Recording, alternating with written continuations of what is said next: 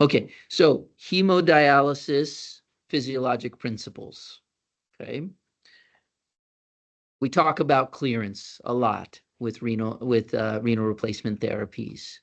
When we talk about clearance in our formulas, for instance, our KT over V formula, clearance obviously refers to the K in our KT over V.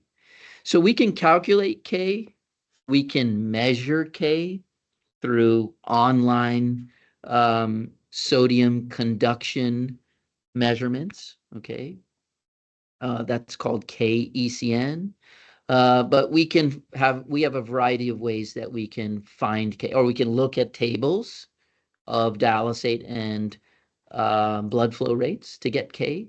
But one old-fashioned way to get K, regardless of whether it's urea or any other solute, is to measure the blood going to the dialyzer, measure that solute in the upstream limb and the downstream limb, and then divide by that upstream limb concentration, okay? That would give you clearance. So in the simplest form, okay, in the simplest form, I have a dialyzer, okay? I have blood going to the dialyzer. Let's say I'm running at 200 blood flow, and I'm running 500 of dialysate flow. Okay.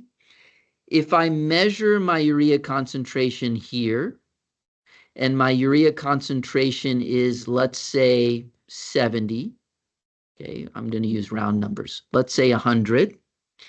And my urea concentration here is 0, then my clearance is going to be essentially 200. Okay, let's go through the math. If my blood flow rate is 200, my upstream urea concentration is 100, my downstream concentration is 0, so this is 100. I divide by 100. This cancels out. My K is just my blood flow rate. Turns out that if you prescribe a dialysate flow rate that's 2.5 times my blood flow rate, just like you do when you do 200, 500, you're essentially doing this. Your post-filter urea concentration is about 0. If you look on your dialysis performance tables on Google, and you look at what is my urea clearance for a 200, 500, you'll find that it's like 198. Okay? This is why. As long as dialysate flow rate is 2.5 times my blood flow rate, your urea clearance is essentially going to be equivalent to my blood flow rate. Okay? All right. And if I further increase my dialysate flow rate, notice I can't get any more bang for my buck. Right? If I go to 1,000, if I go to 1,000,000 dialysate flow rate, I can never have a clearance that exceeds my blood flow rate. It's always rate limiting. That's the ceiling. Okay, so this is the old-fashioned way, one of the ways to calculate clearance, but we have other ways we can calculate or measure clearance. You can look at tables, you can do measures pre and post filter, and you can look at KECNs. Okay, what are my determinants of clearance? Well, one is my dialyzer characteristic. Okay, this is, however, the least important part of clearance. So when you prescribe a bigger dialyzer, you're doing very little, okay? Because, why? If you look at the efficiency of even a small dialyzer, okay, that efficiency is given by this term, KOA, or mass transfer area coefficient, okay, of clearance. This KOA is the maximal theoretical clearance that this dialyzer can achieve. And if you look at even a small, quote unquote, small dialyzer, you can see that its capacity for clearance is much higher than the clearance that you are demanding. The typical clearance for a typical conventional prescription is around 300 mils per minute, somewhere around there. Okay, when you're doing 400, 800, you're generally getting about 300 mils per minute of clearance. And if you look at even the KOA of a small dialyzer, you can see it's well above 300. So in general, as you go to a bigger dialyzer, or if you prescribe M150s, now I'm going to CRT, that's irrelevant. Okay, when you're doing M100s, M150s, don't even bother. Why? The clearance that we're trying to achieve in those patients is minuscule, right? We're getting, on a high dose CRT, you're getting something like, I don't know, 70 mils per minute of clearance, right? So even the smaller CRT membrane is more than sufficient. So you can close your eyes and just pick one. Okay. All right. I have thought about whether there's less clotting with a bigger dialyzer. I haven't had the time to look in the literature to see whether that is the case. Maybe that's a concern. Okay. Presumably, I would have, if I had a smaller dialyzer, smaller surface area, I'm going to start with higher filter pressures, right? So maybe I have a more generosity in the filter pressure alarm going off. So theoretically, it would make sense that if I'm having filter problems, maybe using a bigger dialyzer, but I haven't looked at the literature because there's a downside. More area would be more area for activation of clotting as well. Okay. Anyway, dialyzer efficiency is expressed by this KOA. Membrane surface area we talked about. You can prescribe different sizes of dialyzers, but generally speaking, this is not a major determinant of clearance. And you can find that as you look through the clearance tables. Okay. Now, okay.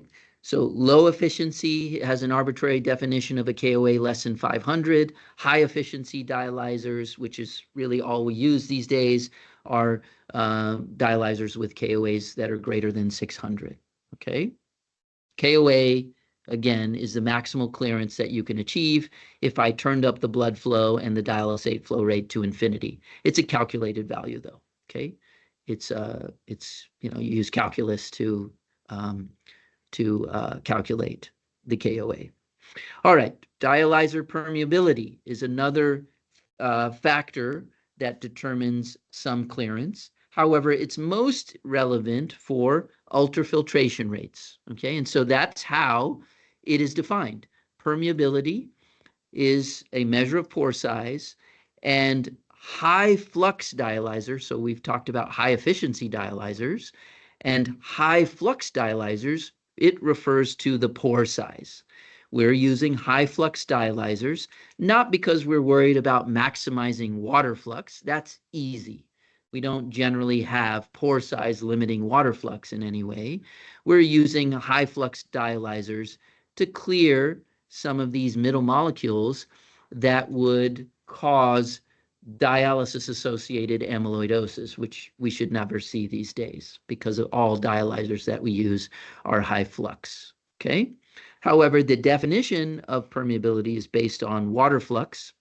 You could also define it based on myoglobin clearance, but the traditional way is with water flux. Okay, that's generally how it's presented in certain tables.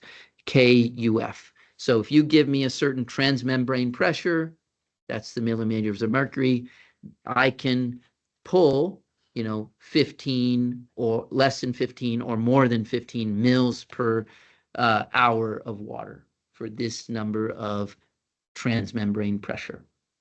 Okay, that's your permeability. Let's just finish out this section before we get to measuring dialysis dose and then finish. Okay, so again, we're talking about determinants of clearance. Dialyzer characteristics in general are modest determinants of clearance. This is where your money is. Blood and dialysate flow and blood flow rate is the king between these two. Okay, blood flow rate is the biggest determinant of dialysis clearance. In vitro clearance, that's what you see on the Google tables, right? That's when you look up this particular OptiFlux dialyzer, it's in vitro data. okay? And I told you, when you have blood flow rate that is greater than, dialysate flow rate that is greater than 2.5 times my blood flow rate, then my clearance is essentially equal to my blood flow rate. If you're not convinced of that, go look at these tables and prove it to yourself, okay? In vivo clearance is typically less than that. There's a variety of reasons for that. There may be access recirculation. Every patient who has a fistula or graft has at least some little bit of cardiopulmonary recirculation. That's not relevant if you have a catheter. Okay, but access recirculation can be present in both catheter and graft and fistula patients. Okay, and then there is some urea is not distributed to all of your blood. Okay, because your blood consists of blood cells, cell membranes, some lipid, intracellular fluid, extracellular fluid. You are removing intracellular urea. You are removing intracellular urea, not just extracellular urea. But, your blood flow rate is also consisting of fluid and fat and protein that urea is not distributed in. So blood flow rate is not a perfect estimate of the water space that can be cleared of urea. Okay, right? Because blood consists of plasma water, lipid membranes, protein, fat, all of those things don't have urea distributed in it, right? So if you just calculated the plasma water per unit time that you're delivering to the dialyzer, that will more approximate these in vitro data. The in vitro data is actually not with blood. It's by spiking water with urea and dialyzing that water in the lab. Okay, that's what those tables come from. Okay, and so that's another determinant of why you get urea clearances that are less than the in vitro data. Okay, here is actual data. Maybe I'll end here. I'll end in the solute characteristics. That could be quick. Here's actually some in vivo and in vitro data that I'm giving you so that you can use this in the care of patients. Solid lines are actual based on real data from papers. Dotted lines are from tables. Okay, and so you can see some of the typical clearances that you're going to get. Here are my blood flow rates. If I run a blood flow, we don't typically run 500 blood flow, so let's just use the 400 blood flow, this gray line, gray solid line.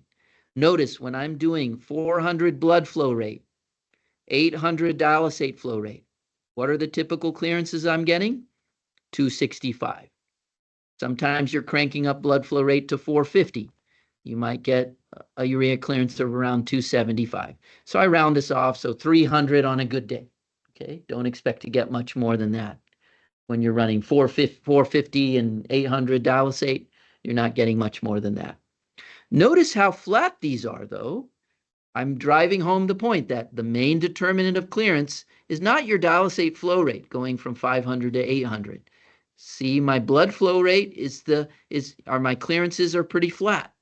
If I'm running 450 blood or 400 blood flow and I'm varying my dialysate flow rates between 500 and 800, I'm getting still 250 to 265.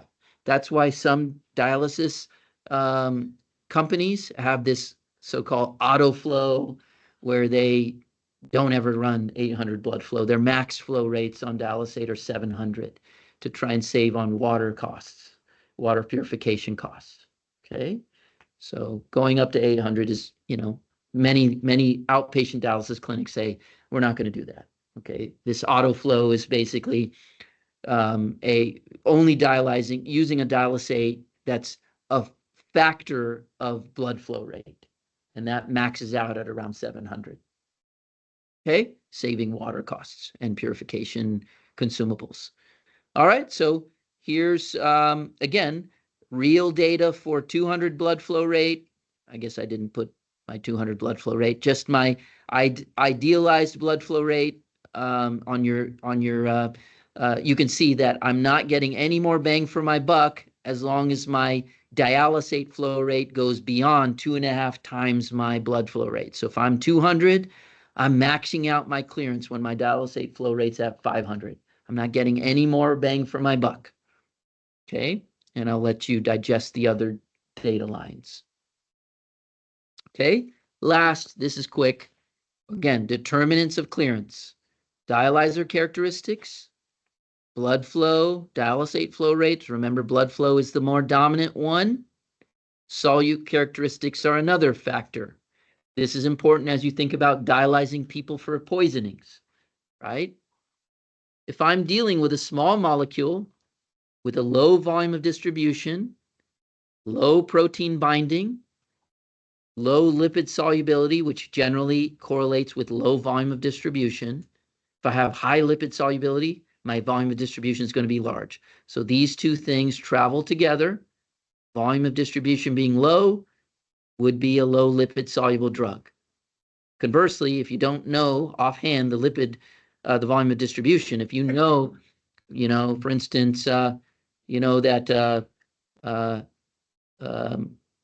thyroid hormone is very lipid soluble, dilantin, protein bound, and lipid soluble, you know that these are going to have high volume of distributions, and you're not going to try and dialyze a dilantin toxicity. Okay, just knowing the properties of the drug, right? But if I have low lipid solubility, low volume of distribution, low protein binding, small drug, then those are efficiently cleared. Lithium would be a classic. Okay, low volume of distribution, very small, low lipid solubility. Basically, it distributes like sodium. Lithium and sodium are in that same column of the periodic table. You remember? Okay. So is potassium, yeah. Always like to say you've been studying nephrology for a long time. Okay. Typical molecular weight for high flux dialyzers so that you know what is a small and large, solute compared to the modern dialyzer.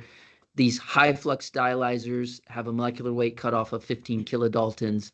Putting that in perspective, you have beta-2 microglobulin, which has a molecular weight of 11. Albumin has a molecular weight of around 70, if I recall.